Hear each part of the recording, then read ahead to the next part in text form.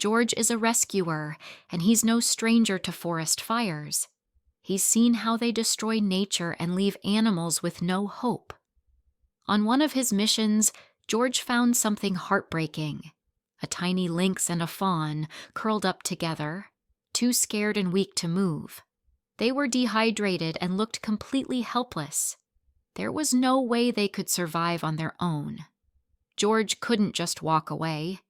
Even though he believed wild animals belong in the wild, he knew these babies wouldn't make it without help, so he decided to bring them home.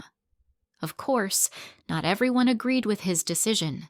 Some people criticized him, saying it wasn't right to take them in, but George couldn't leave them to die.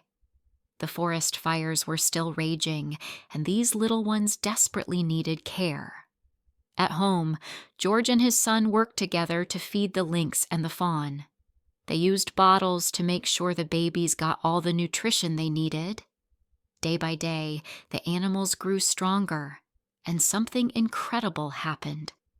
The lynx and the fawn, predator and prey by nature, became the best of friends.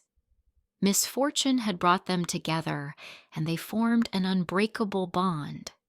George's family often saw them cuddling as if they were comforting each other. Living with a lynx wasn't easy at first, but George and his family quickly learned one thing: the lynx wasn't a threat to anyone. She was tame, gentle, and full of gratitude. She acted more like a house cat than a wild animal. The fawn, too, became completely comfortable around people. Every day, he would nuzzle up to the lynx, and the two were inseparable. They weren't just survivors. They were family. Thanks to George's kindness, these two animals got a second chance at life. He didn't just save them from the fire, he gave them a home filled with love. It's amazing how a small act of compassion can change lives, both human and animal.